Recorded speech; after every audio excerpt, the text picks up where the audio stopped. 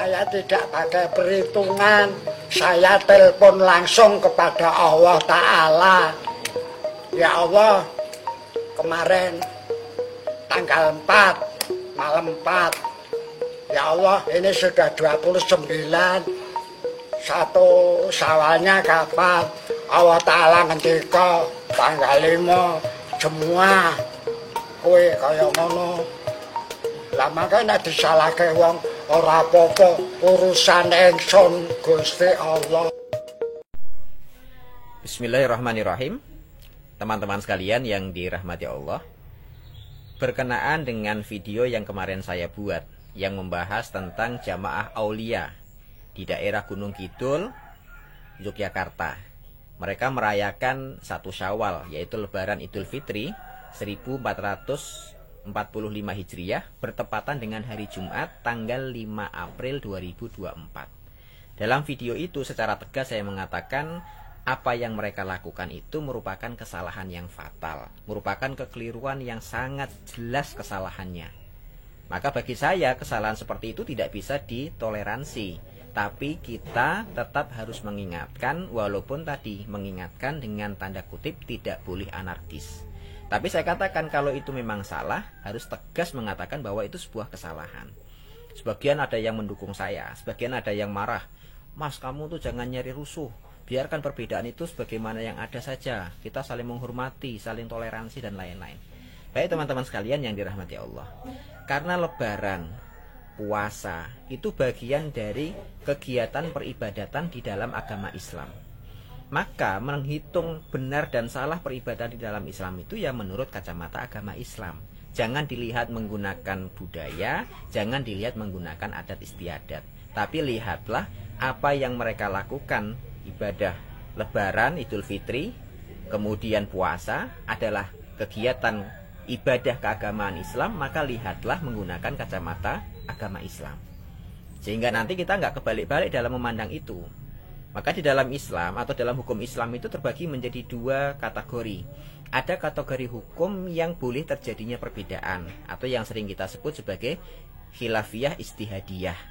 Ada juga yang masuk ke dalam istilah ijma'iyah atau ittifaqiyah gitu. Nah, kalau yang khilafiyah istihadiyah itu adalah perkara yang boleh terjadinya perbedaan pendapat selama perbedaan pada masing-masing pendapat itu memiliki hujah atau memiliki dalil yang bisa dipertanggungjawabkan gitu. Sedangkan perkara yang ijma atau perkara yang ittifaq tadi itu sama sekali tidak ada ranah untuk berbeda, harus sama, nggak boleh terjadi perbedaan sama sekali. Nah, untuk kategori yang pertama tadi teman-teman sekalian, saya berikan contoh. Karena memang dalam Islam itu bukan semuanya harus sama, tidak. Boleh berbeda asalkan tadi ada pertanggungjawaban yang jelas. Misalkan sebagian kaum muslimin ada yang sholat subuh menggunakan kunut. Ada kaum muslimin yang subuhnya tidak menggunakan kunut. Baik yang berkunut maupun yang tidak berkunut, selama mereka memiliki dalil yang bisa dipertanggungjawabkan, dan alhamdulillah sampai hari ini perbedaan itu tetap ada karena memang masing-masing memiliki pendapat yang bisa dipertanggungjawabkan.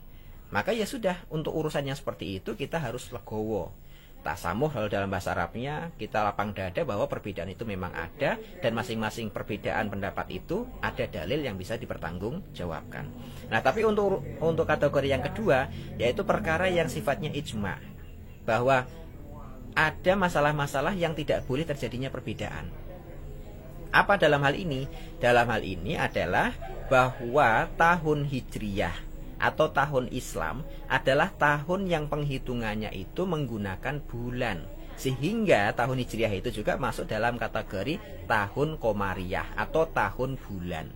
Maksudnya apa? Bahwa penentuan setiap awal bulan itu patokannya adalah bulan.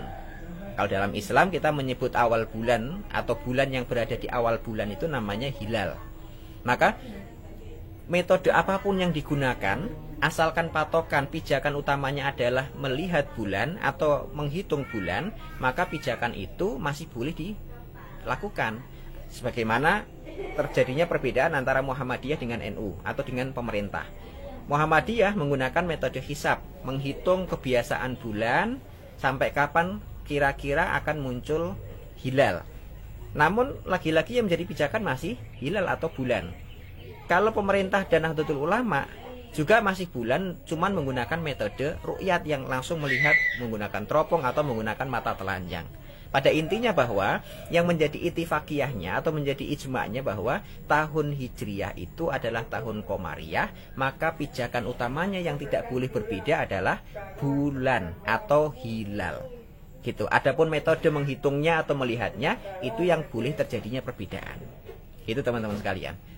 Jadi kalau seandainya ada kaum muslimin yang menentukan awal bulan itu menggunakan firasat, sebagaimana teman-teman aulia tadi, menggunakan firasat, menggunakan perjalanan spiritual gurunya misalkan, atau lagi ada yang menghitungnya dengan gelombang air laut, yang jelas kalau pijakannya bukan bulan sabit atau bukan hilal, maka sudah dipastikan itu salah gitu.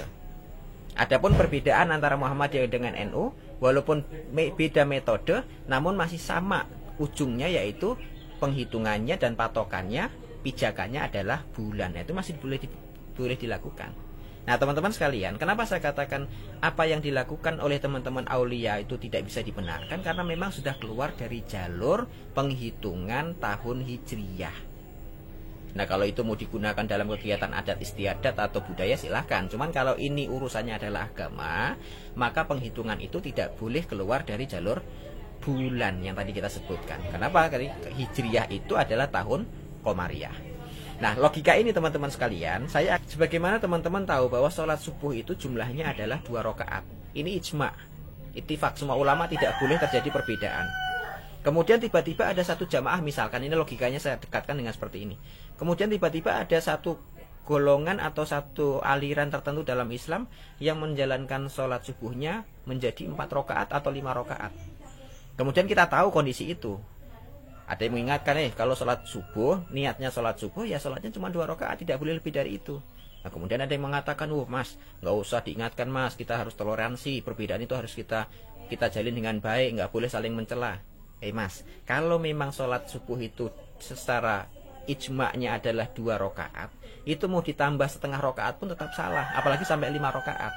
Begitupun dengan hilal, karena patokannya adalah hilal, bulan sabit di awal bulan, itu menjadi patokan kapan masuknya awal bulan, itu nggak boleh terjadi perbedaan.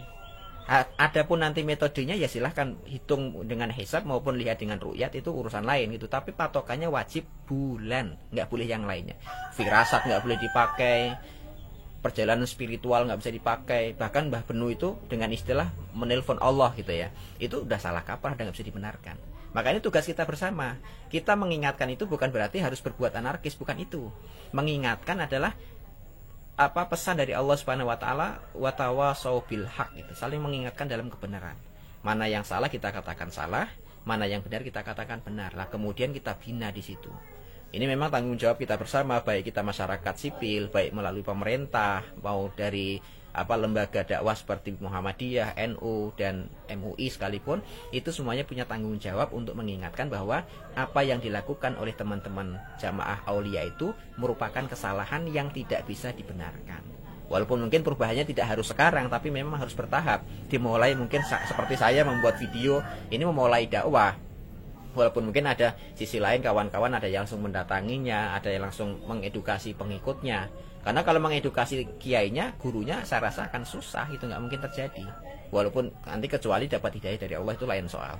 Tapi maksud saya, kita jangan berhenti kemudian, ini biar toleransi sajalah, ini kita saling memahami sajalah, ini kita berbeda pendapat lah. Nggak bisa, kalau yang salah tetap salah. Sebagaimana logika yang saya sampaikan tadi, sebagaimana orang sholat 2 rakaat sholat subuh, mereka sholatnya 5 rakaat. Itu pasti salah, nggak bisa kita bilang itu toleransi. Baik teman-teman sekalian yang dirahmati Allah, moga-moga video saya ini bisa lebih menjelaskan apa yang saya sampaikan pada video sebelumnya. Terima kasih. Assalamualaikum warahmatullahi wabarakatuh.